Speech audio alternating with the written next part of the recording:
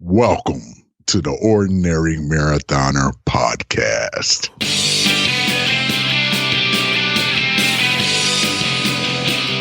Hello and welcome to the Ordinary Marathoner Podcast. My name is Coach Scott. I'll be your host today. It is Friday, May 15th, day 8 of the Ordinary Marathon. Things are going just absolutely great with our charity race this year. We're going to talk about that in just a minute. First things first, important message. Tonight, 7:30 p.m., the Ordinary Marathoner Happy Hour and Coaches Panel. We have a great guest today. We are getting the heavy hitters. We're bringing the heavy hitters for you guys. Denny Cray, he is a running coach / author / podcaster at Diz Runs Podcast. He's been a guest on the podcast a couple times. I've been a guest on his podcast a few times as well. Great dude. He knows a lot of questions we've had about heart rate training. Denny is the resident expert, heart rate training guy. So we're going to ask him a lot of questions tonight. Again, it's a happy hour setting on Zoom. So join the group. I think we had about 15 people last time, and you can join and just mute yourself and just kind of hang out and listen, or you can participate and ask questions and start discussions, all that kind of thing. I'll be moderating, and Denny will be our guest answering all the questions, and I'm really looking forward to it. 7:30 p.m. Eastern Time. Now, if you need the link, I was going to go post the link publicly and just spread it out to everybody, but then I started hearing some horror stories about Zoom meetings and people just jumping into Zoom meetings, saying some naughty language or, clothing optional kind of deal. We don't need that. It's a family show. And look, I want to post this thing on YouTube when I'm done. I don't need your harassment. just the bad people, not us. Us in the group, we're fine. So we're gonna kind of keep it within sort of a controlled group. And if we get someone jumping in our Zoom or whatever, that's fine. Anyway, I know Denny's posted the link on his page. We've posted the link on our Facebook discussion group page, which is facebook.com/groups, plural, /ordinary marathoners, plural. It's you don't write out plural. It's facebook.com/groups /ordinary marathoners. Okay. And you got to add yourself to the group. We put you right through. We'll approve you right away. And there's the information there. There'll be links there to the Zoom meeting. Click on the link. Come and join us, ask the questions, or just hang out with us. Serve yourself a nice drink. I know if drinking optional, obviously a lot of you guys are going to go out in the morning for your long run on Saturday. So, up to you. It's all optional, but we're all adults here. Do with it what you wish. Obviously, you can't go out, so you might as well stay in with us and have some happy hour and talk running with Denny Cray this evening. You could always also just reach out to me. We'll be sending out a newsletter also this morning with the links. So if you're on our newsletter, if you're one of the receivers of our newsletter, it'll be on that as well. So looking forward to that, guys. We the first one was great. The second one's going to be even better. We're going to build this, I think, as sort of maybe like every other week type of event, and hopefully we'll get some good cast of characters to come in and talk to us. I think it's great. Anyway, so like I said, today is day 8 of the Ordinary Marathon. We're having a great time with this race, and I got to tell you, every year, every day, one of the things I do for the Ordinary Marathon, folks, some of the work I do for you, but we do this raffle every single day, and I always include the people who ran the day before and posted a run. If you posted a run the day before onto our page or anywhere that I can find it, I include you in the raffle.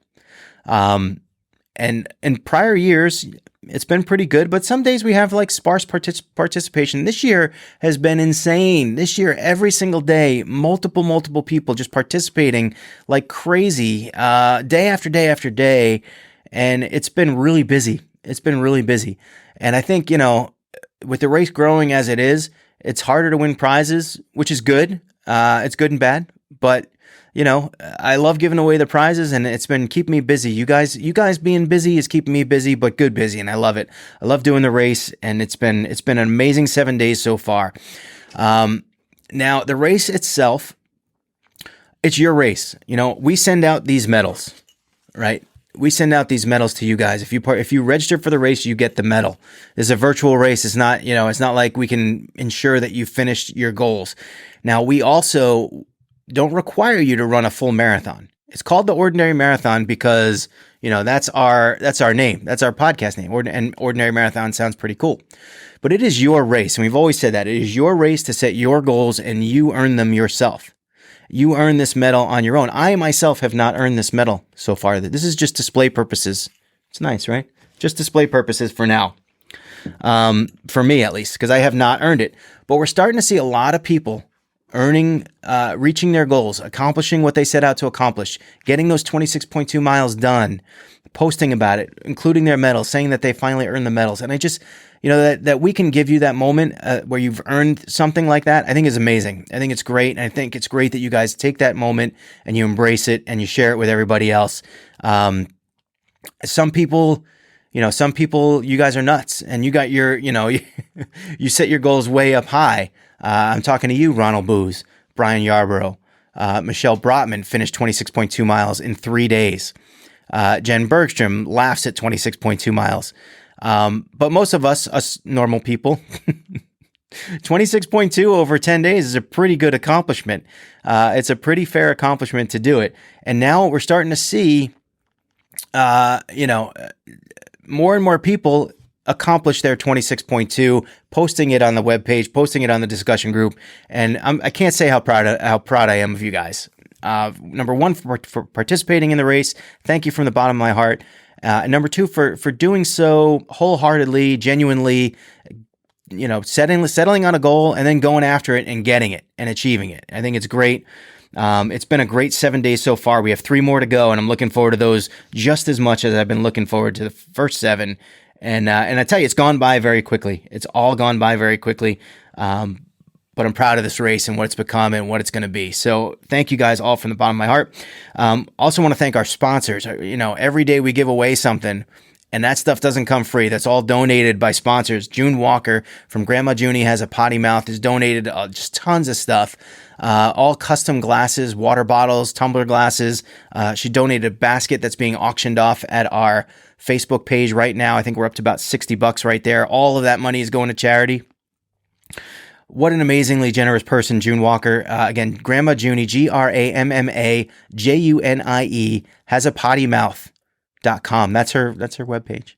But she's selling those things. If you guys, if you see, I tell you, everyone comments they love them. So if you love them and you want them, call Junie. She'll make you some. She's just great, absolutely great and generous. Athena Fitness Collections, Mary Countryman, formerly Greasy Girl Headbands. We had Lorraine Fano win. She actually completed her marathon yesterday, her 26.2 yesterday, and she won the raffle today. So serendipitous a little bit, but she won the Athena Fitness Collection shirt and headband. You can go to Athena Fitness Collections.com. Use coupon code ordinary20 for 20% off. That's really generous. 20% off of anything from AthenaFitnessCollections.com. And, I think it's just great to support local small business, things of that nature. And she's been so generous to us. So check it out. Brian Burke donated 2 copies of his books. Running to Leadville was one. We gave away a copy of his latest book, Unfinished, which went to Denny Cray, actually. Congratulations, Denny. Denny, thanks for participating, man. Good stuff. And also, we gave him a Team Ordinary hat, too, because you got to wear that, Denny. But anyway, Brian Burke also donated a metal rack. He's a wood carver. He's carving a metal rack. We're going to be giving that away towards the end of the race as well. But thank you, Brian Burke. Brian's Running Adventures, if you want to check him out. And Queen Bean Coffee is our other sponsor, thequeenbean.com. She donated a coffee gift basket. That's going to be going out at the end of the race as well. One other one, Allison Knott. I want to thank our team dietitian, Allison Knott, donated a consultation package with a month's worth of meal plans. She does a great job at anewwell.co, ANEWWELL.co.com. And a lot of people, it's funny. I talked to a lot of people in the group, and people have reached out to her and really started using her as a really good resource for diet, nutrition information. She puts together plans. She helped me out so much with my Ironman training. Really worth it. Definitely advise checking her out as well. So, that's it. Those are the sponsors of the race. And if you look, if you know people that want to be a sponsor next year, reach out to me. We'd love to have more and more sponsors, make this race bigger and bigger. It's a good thing. It's a great thing. We love putting this race on. This race this year has been one for the ages. It just keeps getting better and better.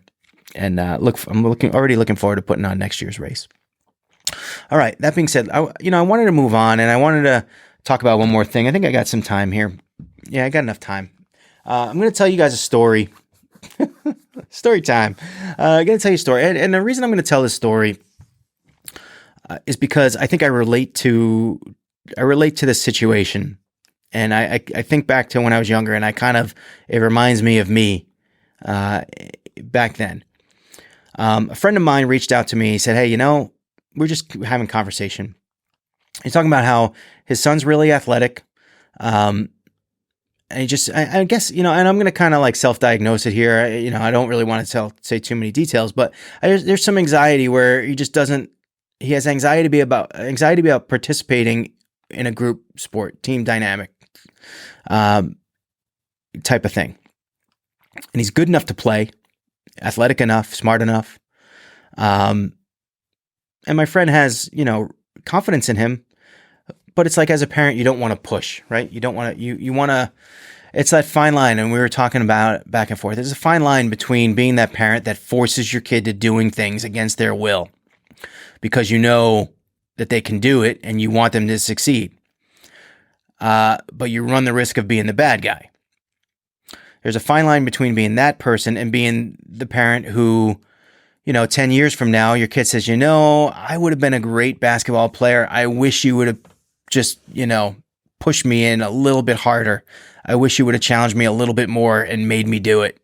As opposed to, just kind of taking my word for it and not encouraging me more. There's like that fine line, do you want to be hard on the kid, even though it's good for him, or do you want to kind of relax and be too easy on the kid, even though it's hard? As a parent, I've seen it with my oldest now too. She's 11, and I'm dealing with this. But it reminded me of me in a number of different ways. And I think back to it, and I think about a couple times, and most recently, I weighed 280 pounds 5 years ago, and taking those first few steps out of the house. And it wasn't about whether or not I could run or whether or not I could walk the path. It was a 3-mile path and I could walk it. I knew I could walk it in the worst case. It was about going out there in shorts and running sneakers and potentially seeing people I knew and having them see me trying to run when I don't know what I'm going to look like when I'm running. I'm not going to be impressive. I'm going to be huffing and puffing. I'm going to be out of shape. It's going to look miserable. I'm not going to be going fast. It was something to overcome. So most recently I think of that, but that was something I overcame. And now, a few marathons and a couple Ironman races later, and thank God I took those first few steps out of the house, thank God I did that. But I think back even further to when I was a kid, and for me, the sport in question is basketball. Now, look, I'm not tall. I'm like 5'8", 5'9". I'm not making the NBA. I do have a little pedigree, though. My dad was an amazing basketball player. He played for Queensborough Community College. He never shied away from showing me his newspaper clippings. 30 points here, pictures all over the place of him playing point guard. He was impressed. He still is, even as he got older. He still was good, and you could tell he just had that natural basketball ability. I was, when I was a kid, it was all baseball for me, baseball and football to a certain degree. I mean, my dad would come home from work when I was in first grade, and I would be sitting on the top stairs, and I'd have my glove and his glove with a ball, and when he'd walk in the door, he would turn right back around, and we'd be out in the street, and he'd have his suit on, his dress shoes, having a catch with me every single night. But the one thing he didn't really teach me, which I was kind of surprised at looking back, and life kind of goes by fast, and especially when you're going to work every day. And look, it wasn't like he was derelict in his fatherly duty. He'd come home and he'd have a catch with me in his suit. But I was probably like second grade before I ever started dribbling a basketball. Second grade before I never tried to dribble. I would watch basketball on TV. I was a Knicks fan growing up, and one day, I think I must have been like first or second grade, I just decided I got to teach myself how to dribble. probably first grade. I remember watching the NBA All-Star game and thinking, I wonder if I can dribble. So in the garage, my dad had a basketball. I fished it out in the basement, in the garage, in the basement, trying to dribble, teaching myself how to dribble. And I remember my dad asked me, do you want to play basketball? Do you want to play in the town league basketball? And I was so overwhelmed by fear because I didn't feel like I was good enough. I can't even dribble, Dad. I can't even, I was so overwhelmed by fear in first grade that I just didn't play. I would not play. Would not. First grade, second grade. And then some of my friends in school would start talking about it. And these are friends looking back that they were not even athletic. Like I would have been way better than them. I just was intimidated to play because I didn't think I'd be good enough. I was a great baseball player. I'm not going to sugarcoat that for you or try to be modest because it ruins the story. But I had no qualms about playing baseball against anybody because I knew I was good. I had that confidence, swagger at first grade, second grade. It wasn't really a swagger, confidence. But basketball was a different story. I just didn't know how good I would be. We didn't have a hoop at the house. My father did get one eventually, but when I was younger, no hoop. I didn't know if I could reach. I had no idea if I would be any good whatsoever, and it scared the hell out of me. And I never ever did it. And I fast forward, and in seventh grade, I finally got an opportunity to play. Someone I knew played for a team, and the team lost a player, and they needed somebody, and they asked me to play. And so, I'll be on the team. Seventh grade, it was a competitive league, and the team was good. Like we had some players on that team. Our second best player, granted, different sport, but our second best player played outside linebacker for the Cincinnati Bengals for a few years. He was athletic. He was good, and he was our second best player. I rode the pine most of the time. I played when we were up by 20, which was often enough. It was often enough. Didn't score a lot. I was intimidated, to be honest. I remember being intimidated, going to practice. I'd play all right in practice sometimes, but I wasn't a starter. I didn't deserve to be. And I always thought that, had I just played first grade, second grade, third grade, fourth, I don't know what I would have learned. I wouldn't know how much better I would have been, but it would have fed me. It would have given me that confidence to go ahead and do it. I played in 8th grade and I got better. In 9th grade, 9th grade has a story, but I don't got to tell that. 9th grade, I was even better. 10th grade, played JV. Now, the way my school was set up, right? Freshmen played freshman ball, sophomores played JV, and juniors and seniors played varsity. Now, if you were really good, sometimes you had 8th graders play on the freshman team. Sometimes you had freshmen play on the JV team. I don't even remember. We might have had one or two. I don't even think we had sophomores play on the varsity, but it wouldn't have been too off the rails to think that could happen. When I was in 10th grade, I probably was good enough to start. I was first or second guy off the bench. Our starters were 3 freshmen who were all really good and deserved to start. And then for whatever reason that year, we had 2 juniors. One guy was 6'10". Obviously, he was our center, but he wasn't good enough to play varsity. He was just not really that athletic, but he was big. And he played center for us on JV that year as a junior. And the other guy was our point guard. Now, he was a little short, but he was pretty good. And he wanted to play. They brought him down. They started him. And he started. And I went up, 6th man or 7th man that year off the bench, which was really frustrating and annoying. Really frustrating and annoying. But that was kind of where my career ended. And I always thought, had I just participated more when I was younger, I would have had that little bit of confidence. And the thing is, every year that I said no,